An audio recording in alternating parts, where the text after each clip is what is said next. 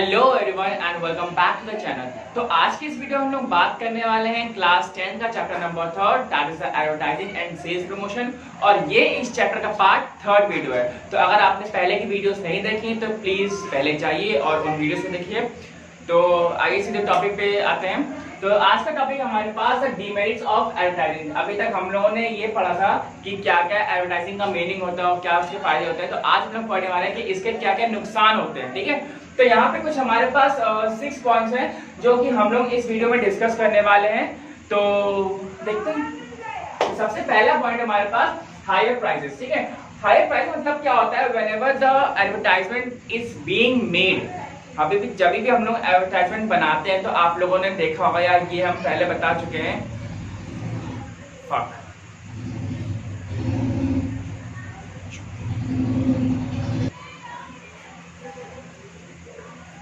तो सबसे पहला पॉइंट हमारे पास हायर प्राइसेस। तो what does this means the higher price? Higher price का मतलब क्या होता है कि as I told you earlier, whenever there is a cost of the advertisements then he और she is going to cost for the celebrities. Okay, celebrities मतलब क्या है कि कभी ऋतिक रोशन कर रहे हैं, कभी हम लोग सलमान खान कर रहे हैं, कभी हम लोग आमिर खान को भी करते हैं। ठीक है, बहुत सारे रणवीर सिंह हो गए। तो जब भी हम लोग किसी कास्ट को या जब हम लोग सेलिब्रिटीज को कास्ट करते हैं किसी भी एडवर्टाइजमेंट के लिए, तो उस एडवर्टीजमेंट का जो प्राइस होता है वो कैसा होता है? वो बहुत हाई हो जाता है। ठीक है, हाई इन द सेंस कि उसकी जो कॉस्टिंग होती है बनने में वो बहुत ज्यादा हो जाती है। ठीक, तो अब अगर वो प्राइस एडवर्टीजमेंट की ज्यादा हो जाएगी तो भाई उनको कहीं ना कहीं तो कवर करना पड़ेगा। तो उन्होंने वो प्राइस, वो जो एडवर्टीजमेंट था वो महंगा हुआ, तो जो प्रोडक्ट होता है जो कंज्यूमर के पास आता है वो भी उसकी प्राइस कैसी आती है? वो उसकी महंगी हो जाती है। ठीक है, तो that leads to the higher budget of the advertisement led to the higher prices of the item और प्रोडक्ट। क्लियर है? तो सेकंड पॉइंट हमारे पास वेस्टफुल कंजम्पशन।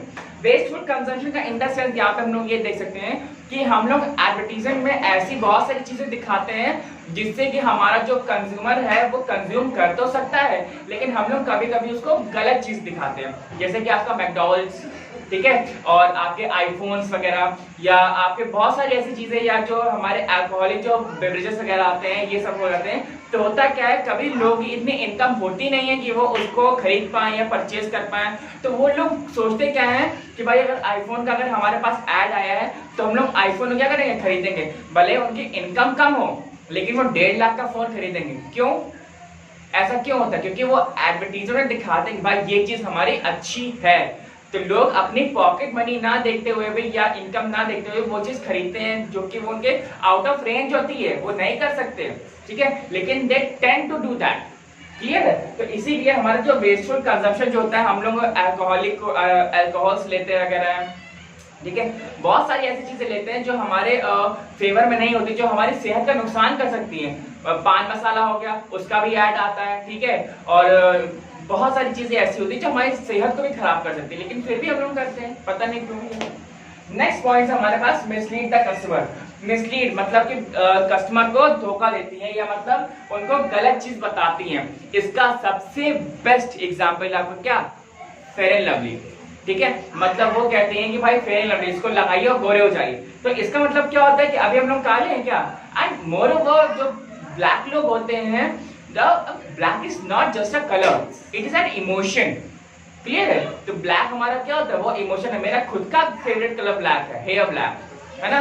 तो यहाँ पे फेयर लवली क्या बता रहे हैं कि जो काला होना होता है वो एक बुरी चीज होती है, मतलब समझ से बाहर है ना? हम लोग नहीं समझ सकते। तो वहां पे जो कस्टमर होते हैं तो उनको वो एक गलत दिशा देते हैं कि भाई जो हमारे जो सामने लोग होते हैं वो खराब लोग होते हैं, उनकी स्किन कलर अच्छा नहीं होता है, लेकिन हर एक इंसान अपने आप में एक बहुत सुंदर है। क्लियर है? तो यहाँ पे क्या है? मिसलीड द कस्टमर, मतलब कस्टमर को बताते हैं कि भाई अब जो लोग सामने होंगे तो उनको तो नहीं अच्छा रहेगा ना। ठीक है, तो वहां पे क्या होता है? कस्टमर को वो गलत राह दिखाते हैं। क्लियर है? नेक्स्ट हमारे पास creates the monopoly. Okay, that creates the monopoly. What it means कि जब भी हम लोग कोई चीज करते हैं या कोई भी अगर हम लोग एडवर्टाइजमेंट में बड़ा खर्चा कर रहे हैं या बहुत सारी चीजें जो हो रही हैं, तो that company do creates a monopoly for its product. ठीक है, फॉर इट्स स्पेस। जैसे कि इसका भी सबसे बेस्ट एग्जांपल है, क्या है आपका?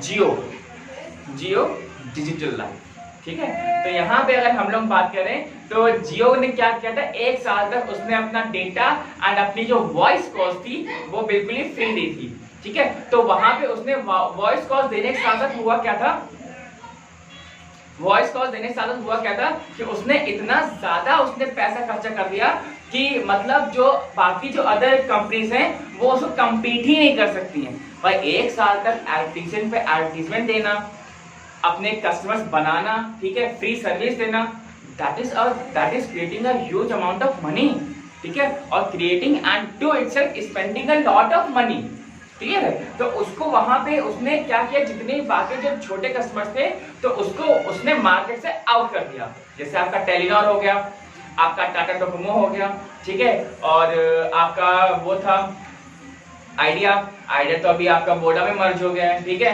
तो अभी लगभग मार्केट से बाहर ही है, तो जितनी पॉलिसी चलती है वो वोडा की चलती है, ठीक है।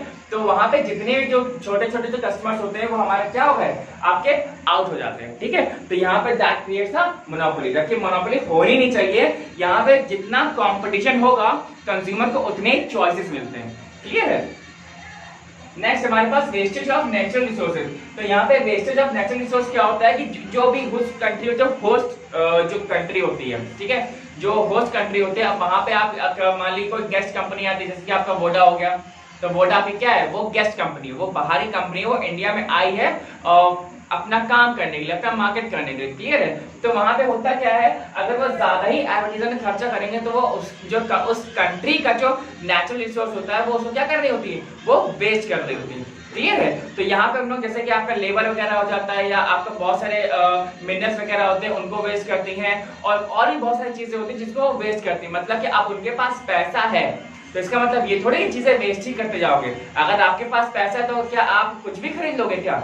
भाई जो चीजें आपके मतलब की होंगी, जो आपके अकॉर्डिंग होंगी, आप उन्हीं को तो खरीदोगे, क्लियर है। नेक्स्ट हमारे पास अंडरमाइन द सोशल वैल्यूज। या एक्चुअली जो अंडरमाइन सोशल वैल्यूज होता है इसका मतलब ये है कि जो हमारी जो वैल्यूज हैं, जो कल्चर है, जो ट्रेंड है, वो हमारा थोड़ा सा ये एडवर्टाइजमेंट डिस्टर्ब कर देते हैं, ठीक है। एक्चुअली में होता क्या है, अल्कोहल दिखाते हैं कि भाई सेहत के, अगर वो दिखा रहे पीना अच्छा है, या बियर पीना अच्छा है, या वाइन पीना अच्छा है, तो भैया लोग जो नहीं भी पीते हैं वो भी पियेंगे, ठीक है। बहुत सारे एड्स ऐसे होते हैं जिनमें जो लड़कियां होती हैं वो 2 पीस में आती हैं, बिकने वगैरह में आती हैं, जो एक्सपोजर करती हैं अपना, तो वो भी हमारे कल्चर के लिए खराब होता है, ठीक है। और बहुत सारे ऐसी चीजें होती हैं जो फोटोग्राफ्स वगैरह होते हैं, या ऐसी स्लैंग लैंग्वेज यूज करते हैं, गाली गलौज वाली, जो कि हमारे जो छोटे छोटे जो बच्चे होते हैं उनको भी एक गलत इम्पैक्ट देती है, ठीक है। तो यहाँ पे हमें इन चीजों से बचना चाहिए। तो these are some few demerits of the advertisement. तो आई होप कि आपको क्लियर होगा, और अगर कोई दिक्कत है तो आप कमेंट करो नीचे पे, ठीक है। आगे बढ़ते हैं। नेक्स्ट टॉपिक हमारे पास meaning of advertising agency. Okay, agency क्या होता है? एजेंसी का मतलब ही यही होता है कि जहाँ पे हमारा एडवर्टाइजमेंट होता है, जहाँ पे ऑर्डर लिए जाते हैं कि भैया हाँ मेरा जो ऐड है इसमें दिखा देना, टीवी पे दिखा देना, मेरा ऐड भैया पेपर में दे देना, या भैया मेरा जो ऐड है यार वो फ्लैक्स में करना, ठीक है। तो जो ऑफिस होता है उनका, उसको हम लोग बोलते हैं एजेंसी। वैसे गैस एजेंसी होती है, तो गैस एजेंसी मतलब क्या होता है, वहाँ गैस मिलती है ना।